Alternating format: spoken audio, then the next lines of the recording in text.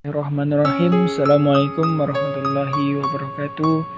Ismi Fikr Yunus. Baiklah, di video kali ini Fikr akan menceritakan tentang hadis pertama, kedua, dan yang ketiga, yang mana hadis ini berkaitan tentang ilmu, guru, dan ulama. Berikut videonya. Bismillahirrahmanirrahim.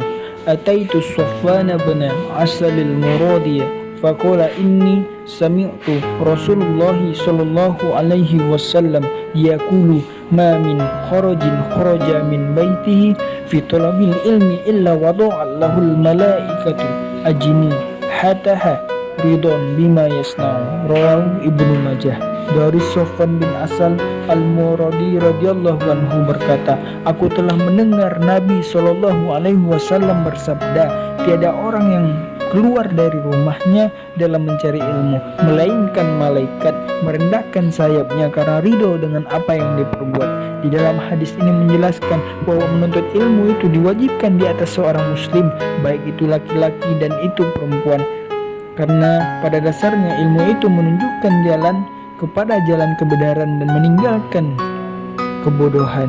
Dan pada hakikatnya ilmu itu akan merubah sikap atau perilaku seseorang dari perbuatan yang buruk berubah menjadi perilaku yang lebih baik. Dan menuntut ilmu merupakan suatu ibadah, yang mana ibadah inilah yang akan membantu amal ibadah di yaumil akhir nanti.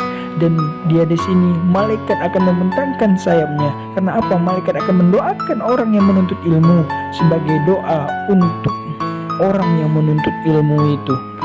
Hadis yang kedua. Bismillahirrahmanirrahim. An-Nabi Darda qala sami'tu Rasulullah sallallahu alaihi wasallam yaqulu innahu la yastaghfiru lil alimi man fis samawati wa man fil ardi hatta al-hitani fil bahri. Rawahu Ibnu Majah. Dari Abu Darda ia berkata, aku mendengar Rasulullah sallallahu alaihi wasallam bersabda, sesungguhnya akan memintakan ampun untuk seseorang dalam makhluk yang di langit dan di bumi hingga ikan hiu di dasar laut. Hadis riwayat Ibnu Majah. Hadis ini menjelaskan bahwa ulama adalah orang yang diberi Allah Subhanahu wa taala ilmu karena ia memberikannya kepada manusia tanpa imbalan uang dan tidak membeli barang dengannya. Orang-orang itulah yang didoakan burung-burung di langit, ikan-ikan di laut, hewan melata di bumi, dan para malaikat yang menulis catatan amal manusia dan orang yang diberi ilmu Allah Subhanahu wa taala. Maksud diberi ilmu di sini yaitu guru adalah para pewaris Nabi, karena melalui guru wahyu atau ilmu para Nabi diteruskan kepada umat manusia, para malaikatnya, penghuni langit, penghuni bumi, bahkan hingga semut di ilangnya dan hingga ikan paus di lautnya pasti mendoakan orang-orang yang mengajarkan kebaikan kepada manusia. Dan hadis ini juga memerintahkan makhluknya yang ada di langit dan bumi untuk memohonkan ampun kepada para hambanya yang menjadi pengajar dan para pencari ilmu, yang mana permohonan istighfar mereka adalah permohonan yang mustajab karena mereka tidak pernah bermaksiat kepada Tuhannya. Kesimpulan dari hadis ini, barang siapa yang mengajarkan ilmu kepada orang lain di dalam kebaikan, maka ia akan didoakan oleh makhluk yang ada di langit dan bumi, dan bahkan para malaikat pun ikut mendoakannya, dan bahkan Allah Subhanahu wa taala akan memberikan ampunan kepada mereka. Hadis yang ketiga. Bismillahirrahmanirrahim. An Abdullah bin Amr bin Asi qala sami'tu Rasulullah sallallahu alaihi wasallam yaqulu inna Allah la yaqbidul ilmi intiza'an yantazi'uhu minal ibadi walakin yaqbidul ilma biqabdil ulama hatta idza lam yubqa aliman attakhadha an-nasu ru'usan juhalan fasu'ilu fa'aftau bighairi ilmin fadallu wa adallu. Rawahu Bukhari wa Muslim. Dari Abdullah bin Amr bin Al-Ash berkata, saya mendengar Rasulullah Shallallahu Alaihi Wasallam bersabda, sesungguhnya Allah Subhanahu wa Ta'ala telah mengambil ilmu dengan menariknya dari hamba-hambanya, yaitu ulama.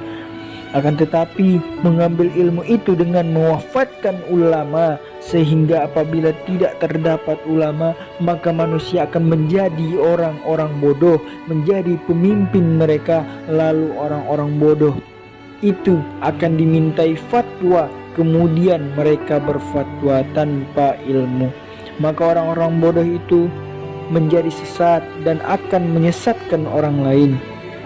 Hadis ini menjelaskan tentang betapa pentingnya seorang ulama. Keberhasilan seorang ulama tidak bisa dilepaskan dari faktor etika guru atau kiainya. Bahkan sebagian ulama berpendapat bahwa 70% keberhasilan murid dikarenakan adabnya, 30% karena kesungguhannya dalam menuntut ilmu. Ilmu tidak ada apa-apanya dibandingkan adab, karena orang yang tinggi ilmunya dan tidak mempunyai adab tidak akan dihargai oleh orang lain. Kesimpulannya, sebagai seorang pelajar kita harus mengedepankan adab dibandingkan ilmu. Apa gunanya ilmu jika tidak mempunyai adab? Satu saja ungkapanmu yang menyinggung hati gurumu, walaupun engkau meminta maaf dari ujung dunia hingga ujung dunia pun, tidak akan bisa ilmu itu masuk ke dalam otakmu, masuk ke dalam pikirmu untuk kamu pelajari. Dari ketiga hadis di atas dapat kita simpulkan betapa pentingnya menuntut ilmu, karena ilmu itu wajib untuk dipelajari bagi tiap-tiap muslim, baik itu laki-laki dan baik itu perempuan. Karena pada hakikatnya ilmu itu akan merubah perilaku seseorang. Dari yang dulu dia jahat akan merubah dia ke jalan yang lebih baik. Dari yang dulu dia di jalan yang sesat akan berubah dia ke jalan yang lurus. Dan orang yang menuntut ilmu akan didoakan oleh para malaikat. Malaikat akan mengembangkan sayapnya dan malaikat akan mendoakannya. Betapa senangnya, betapa ridhonya malaikat dengan orang yang menuntut ilmu ikhlas karena Allah Subhanahu wa Ta'ala. Allahu Akbar. Dan hewan-hewan yang ada di langit, di bumi, malaikat yang ada di langit dan di bumi, hewan ada di darat dan di laut akan mendoakan orang yang menuntut ilmu, karena doa mereka itu mustajab, karena mereka tidak pernah bermaksiat kepada Allah Subhanahu wa Ta'ala.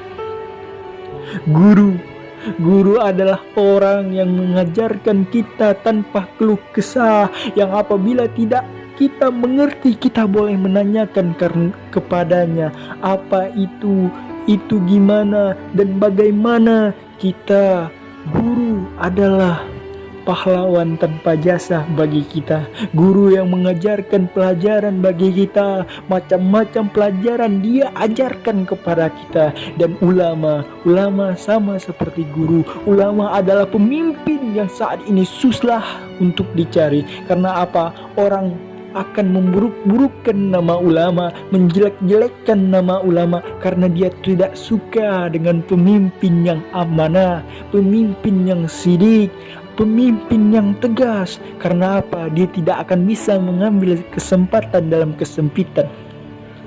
Ulama kita, ulama tercinta kita yang baru pulang dari Mekah, belum sampai beberapa hari sudah terkena fitnah. Bagaimana tidak? Dia baru pulang sudah dihujat seini begitu, dia dikatakan jelek begini begitu.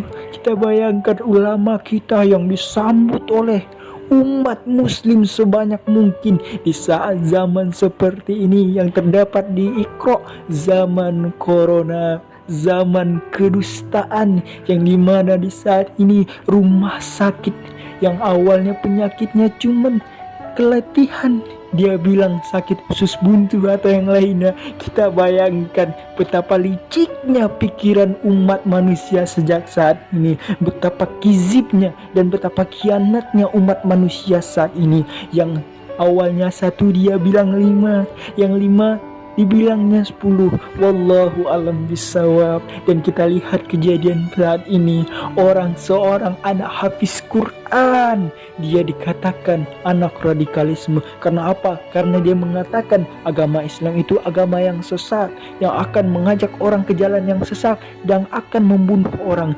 Bayangkan oleh kita, seorang anak hafiz Quran 30 juz yang akan memberikan orang tuanya mahkota. Betapa mulianya seorang anak itu. Allahu Akbar, Allahu Akbar. Sekian video dari Fikran Yunus. Assalamualaikum warahmatullahi wabarakatuh.